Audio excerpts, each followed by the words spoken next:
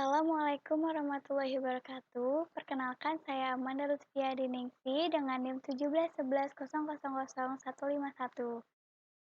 Saya merupakan salah satu mahasiswi berbanas Institut Jakarta. Tujuan pembuatan video ini ialah untuk pemenuhan tugas lab pasar modal. Saya akan menjelaskan mengenai transaksi saham dan transaksi reksadana yang sudah saya lakukan. Untuk transaksi saham, saya memilih emiten PT Bank BRI Syariah. Pertama, saya akan menjelaskan mengenai profil perusahaan PT Bank BRI Syariah. BRI Syariah resmi beroperasi pada 17 November tahun 2008 dengan nama PT Bank BRI Syariah dan seluruh kegiatan usahanya berdasarkan prinsip syariah Islam. BRI Syariah melihat ada potensi besar pada segmen perbankan syariah, dengan niat untuk menghadirkan bisnis keuangan yang berlandaskan pada prinsip-prinsip luhur perbankan syariah. Bank berkomitmen untuk produk serta layanan terbaik yang menenteramkan. BRI Syariah terus tumbuh secara positif. Pada tahun 2018, BRI Syariah mengambil langkah lebih pasti lagi dengan melaksanakan initial public offering pada tanggal 9 Mei 2018 di Bursa Efek Indonesia. IPO ini menjadikan BRI Syariah sebagai anak usaha BUMN di bidang syariah yang pertama melaksanakan penawaran umum saham perdana. Selanjutnya yaitu saya akan menjelaskan mengapa saya memilih saham Bank BRI Syariah.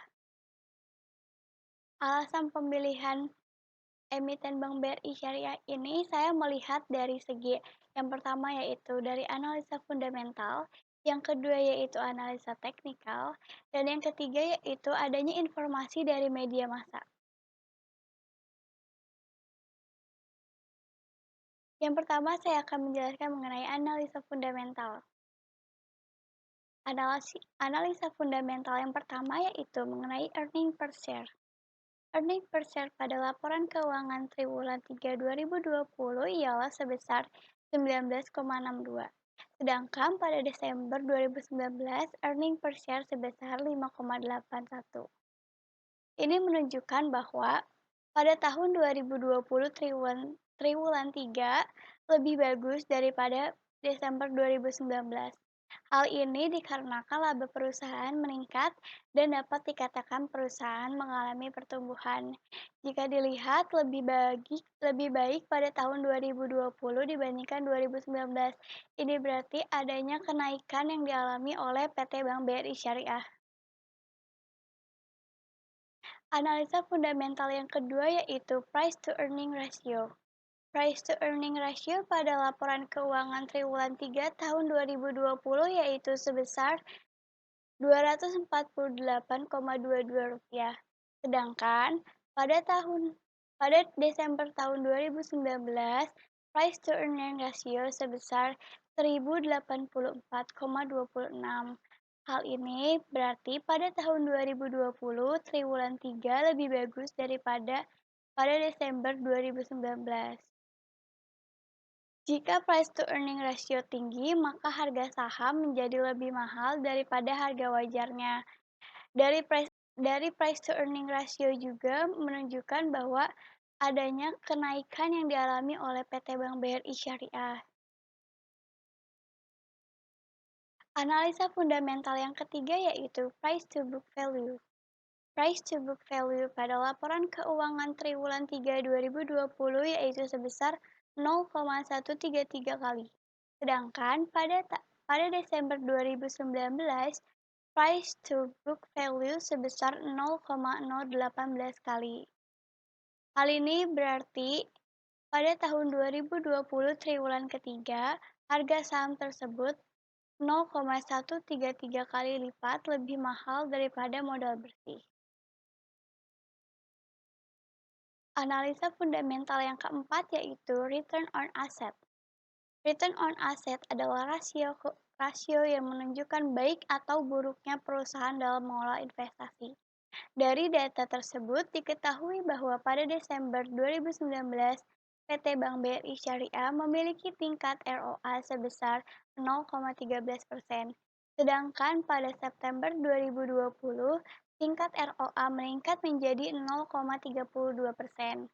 Dari peningkatan tersebut dapat diketahui bahwa kinerja perusahaan PT Bank BRI Syariah ini semakin baik karena adanya peningkatan yang dialami oleh PT Bank BRI Syariah. Analisa yang kelima yaitu mengenai return on equity. Return on equity pada laporan keuangan triwulan 3 tahun 2020 yaitu sebesar 3,60%. Sedangkan pada Desember 2019, return to equity ratio yaitu sebesar 1,11%. Hal tersebut menunjukkan bahwa pada tahun 2020 triwulan ketiga lebih bagus daripada Desember 2019. Hal ini dikarenakan jika return to equity-nya lebih tinggi, maka perusahaan dapat mengelola modalnya sehingga menghasilkan lebih besar. Analisa fundamental yang keenam yaitu mengenai debt to asset ratio. Debt to asset ratio digunakan untuk mengetahui seberapa besar aktiva perusahaan dapat membiayai hutang perusahaan. Pada tahun 2019 bulan Desember, rasio debt to asset ratio PT Bank BRI Syariah ini sebesar 27,54%. Sedangkan pada tahun 2020 bulan September rasionya meningkat menjadi 28,29%. Hal ini menunjukkan bahwa perusahaan BRI Syariah mengalami peningkatan dalam membiayai hutang perusahaannya. Analisa fundamental yang selanjutnya yaitu debt to equity ratio. Debt to equity ratio pada laporan keuangan triwulan ketiga tahun 2020 yaitu sebesar 31,58%. Sedangkan pada Desember tahun 2019, debt to equity ratio sebesar 233,49%. Hal tersebut menunjukkan bahwa pada tahun 2020 triwulan ketiga lebih bagus daripada Desember tahun 2019. Hal ini dikarenakan jika debt to equity ratio-nya tinggi, maka hutang suatu perusahaan besar dan bisa jadi resiko bagi perusahaan. Selanjutnya yaitu saya ingin menjelaskan mengenai transaksi pembelian saham. Selanjutnya saya akan menjelaskan mengenai transaksi pembelian yang sudah saya lakukan. Saya melakukan transaksi pembelian di aplikasi MNC. Untuk melakukan transaksi pembelian ini,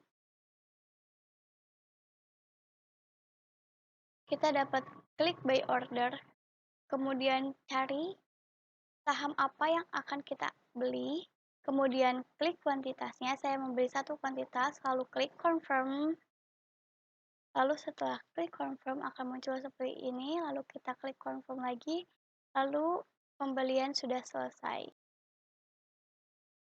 Setelah transaksi pembelian saham tersebut selesai, maka kita akan mendapatkan bukti konfirmasi pembelian yang akan di-email oleh pihak MNC ke email kita. Emailnya dalam bentuk seperti ini.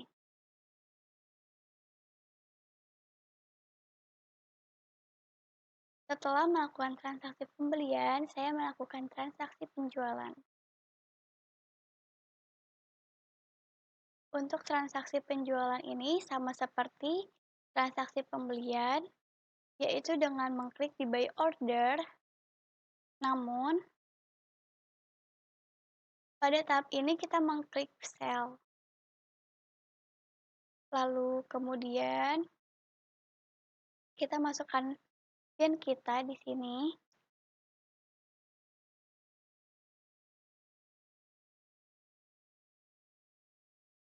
Lalu kemudian kita masukkan emiten apa yang akan kita jual.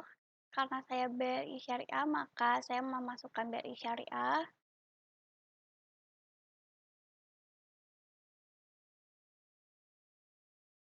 Kemudian kita masukkan kuantitas saham yang akan kita jual. Saya akan menjual satu lot.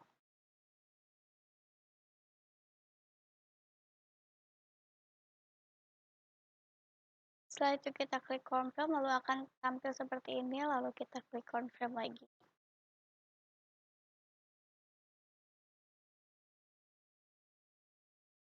Selanjutnya ialah ada bukti-bukti transaksi yang sudah saya lakukan.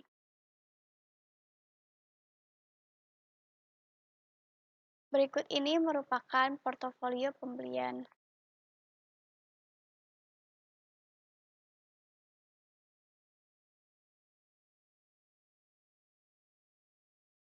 Lalu di sini ada laporan laba rugi yang saya peroleh. Di sini saya mengalami laba sebesar 24.600. Selanjutnya yaitu analisa teknikal. Analisa teknikal pada saat di sini itu dibuka pada harga sekitar 1.370. Kemudian dia sempat mengalami penurunan harga sedikit, lalu ditutup pada harga sekitar 1.350. Lalu kemudian saat di sini dia dibuka pada harga sekitar 1.370. Kemudian dia mengalami kenaikan harga sedikit dan kemudian ditutup dengan harga sekitar 1.375 karena ada di atas 1.370 ini. Lalu di sini dia dibuka dengan harga kurang dari 1.470. Kemudian dia mengalami sedikit kenaikan harga. Lalu dia ditutup dengan harga 1.455, sekitar 1.455.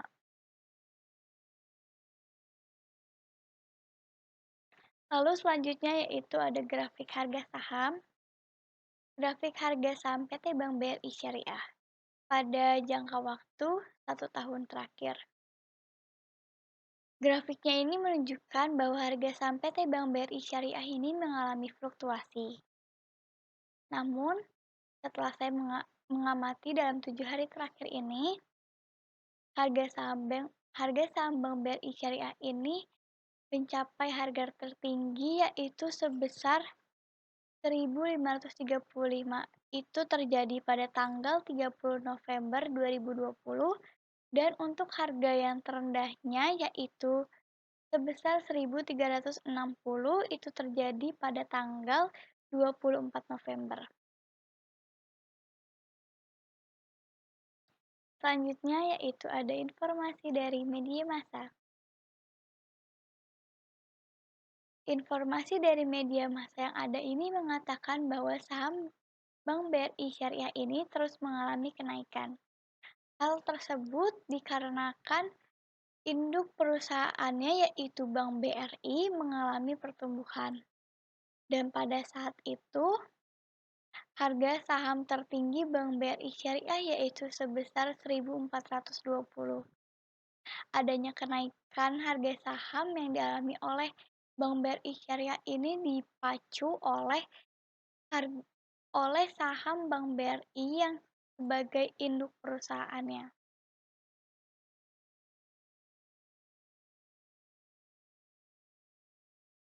Lalu selanjutnya yaitu saya akan menjelaskan mengenai transaksi reksadana yang sudah saya lakukan. Transaksi reksadana ini saya memilih Manulife Obligasi Negara Indonesia 2 kelas A dan juga Manulife Dana kelas 2.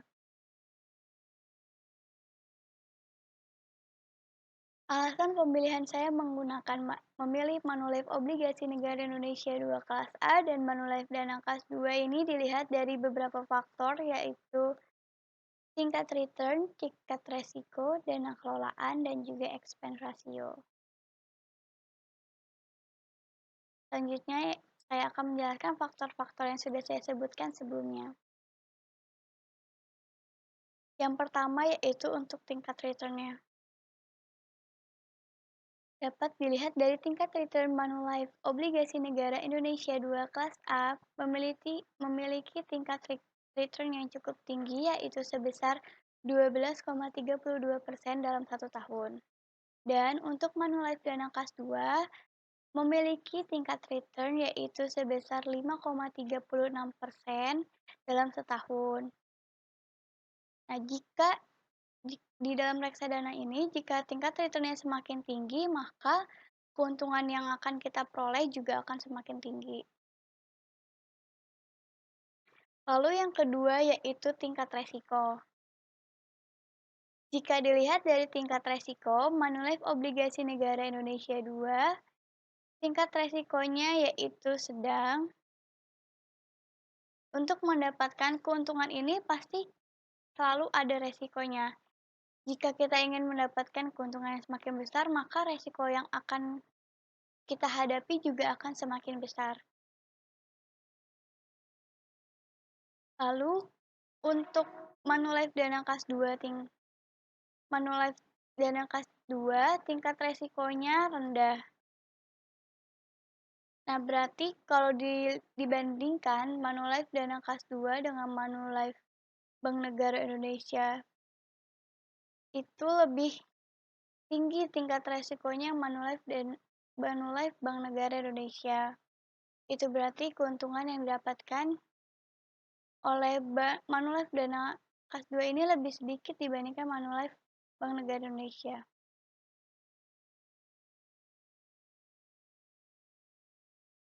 Yang ketiga yaitu dana kelolaan. Dilihat dari dana kelolaan atau biasa disebut dengan AUM atau Asset Under Management, Manulife Obligasi Negara Indonesia 2 kelas A memiliki total AUM sebesar 2,75 triliun. Dan untuk total AUM Manulife Dana Kas 2 yaitu sebesar 4,81 triliun. Dana kelolaan ini digunakan untuk mengukur seberapa besar reksadana dipercaya oleh para investor. Semakin besar dana kelolaan, maka tingkat kepercayaan para investor terhadap kualitas manajemennya lebih besar.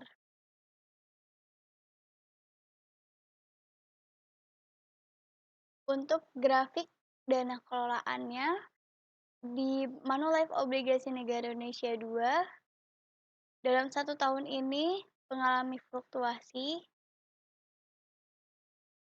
Di sini mengalami peningkatan yang cukup tinggi, kemudian turun, lalu dia mengalami peningkatan sedikit demi sedikit. Kemudian untuk Manulife Dana Kas 2 dalam 1 tahun ini juga mengalami fluktuasi. Di sini dia juga mengalami peningkatan yang cukup tinggi dan juga dia turun yang cukup tinggi. Namun dia mengalami peningkatan terus-menerus dan sekitar bulan Oktober dia mengalami sedikit penurunan namun mengalami peningkatan lagi. Selanjutnya yaitu expense ratio. Dilihat dari expense ratio Manulife Obligasi Negara Indonesia 2 kelas A, yaitu sebesar 2,09%. Lalu untuk Manulife Dana Kas 2, expense rasionya yaitu sebesar 1,07%. Expense ratio digunakan untuk mengukur seberapa besar biaya yang dikeluarkan untuk mengelola reksadana. Jika expense rasionya semakin kecil, maka mencerminkan bahwa manajer investasi dapat mengelola reksadana untuk investornya secara efisien. Selanjutnya yaitu transaksi pembelian.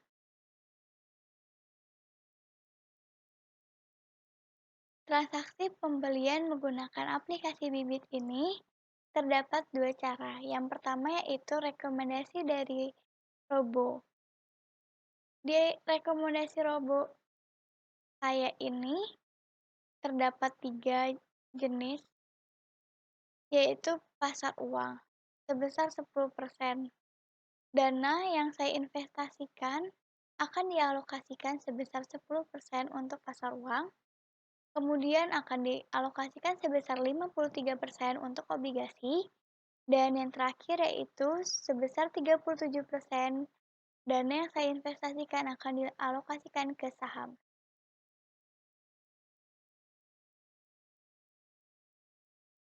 Saya ingin berinvestasi sebesar Rp100.000, kemudian klik ini, lalu bayar. Terdapat beberapa jenis macam pembayaran. Saya menggunakan virtual account, lalu akan muncul tampilan seperti ini. Lalu kita tinggal membayar sesuai dengan nominal tadi. Saya yaitu sebesar 100.000. Setelah pembayaran berhasil dilakukan, maka pembelian akan diproses oleh pihak bibit. Lalu yang kedua yaitu membeli reksadana dengan pilihan sendiri, bisa di pasar uang atau obligasi, saham maupun yang syariah. Di sini saya memilih obligasi pada Manulife Obligasi Negara Indonesia 2. Saya membeli sebesar 25.000 karena di sini minimal 10.000. Lalu di sini juga ada beberapa metode pilihan pembayaran. Saya menggunakan transfer manual, maka akan tampil seperti ini. Dan seperti yang sebelumnya, setelah pembayaran dilakukan, maka proses pembelian akan diproses oleh pihak bibit. Setelah transaksi pembelian itu berhasil, maka kita akan mendapatkan email dari Standard Chartered. Ini untuk konfirmasi pada Manulife Obligasi Negara Indonesia 2 kelas A yang dari pilihan Robo. Kemudian ini untuk bukti konfirmasi Manulife Dana Kas 2. Ini juga merupakan rekomendasi dari Robo.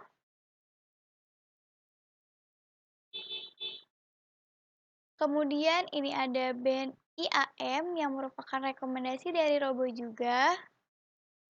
Dan untuk yang memilih sendiri mau investasi di mana juga akan mendapatkan bukti konfirmasi dari Standard Chartered. Selanjutnya yaitu transaksi penjualan. Setelah melakukan penjualan dan penjualannya sudah berhasil, maka kita akan mendapatkan email konfirmasi dari Standard Chartered. Yang pertama itu dari Manulife Obligasi Negara Indonesia 2 kelas A yang merupakan rekomendasi dari Robo. Selanjutnya ini adalah bukti dari Manulife Dana Kas 2 yang merupakan rekomendasi dari Robo Bibit juga. Lalu untuk BNI AM ini juga merupakan rekomendasi dari Robo. Dan untuk yang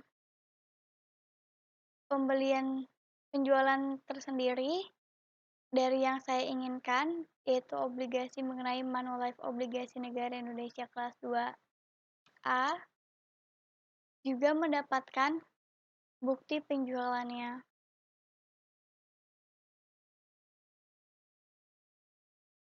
Selanjutnya yaitu bukti transaksi. Ini adalah portofolio pembelian. Pada saat itu saya membeli reksadana dengan pilihan sendiri yaitu sebesar 25.000. Dan kemudian untuk yang rekomendasi dari Robo sebesar 100.000, maka nilai portofolionya yaitu sebesar 125.000. Lalu imbal hasil dari yang pembelian sendiri ini, saya mengalami kerugian yaitu sebesar minus Rp1 dan imbal hasilnya pun masih 0,00% karena ini investasi jangka panjang dan saya menjualnya dalam jangka waktu yang pendek, maka akan sedikit mengalami kerugian. Namun jika untuk transaksi yang direkomendasikan oleh Robo, saya mengalami keuntungan sebesar Rp735. Imbal hasilnya yaitu sebesar 0,73%. Untuk pasar uangnya yang sebelumnya 10.000 menjadi 10.001, kemudian untuk obligasinya yang semula 10.000 menjadi 49.997, kemudian untuk sahamnya yang semula 40.000 menjadi 40.736.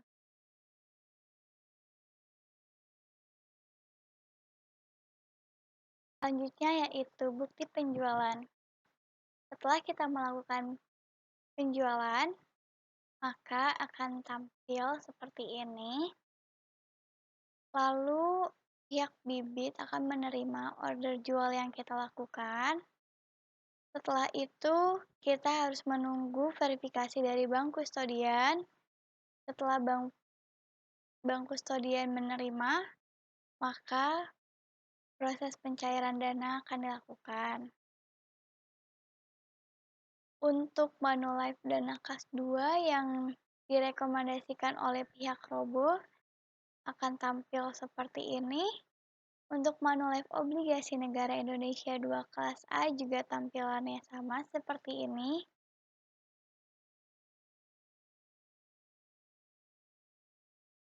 Kemudian untuk BNI AM yang juga direkomendasikan oleh pihak bibit akan tampil seperti ini juga sama seperti sebelumnya. Dan untuk transaksi yang dilakukan dengan pemilihan sendiri juga sama tampilannya akan seperti ini.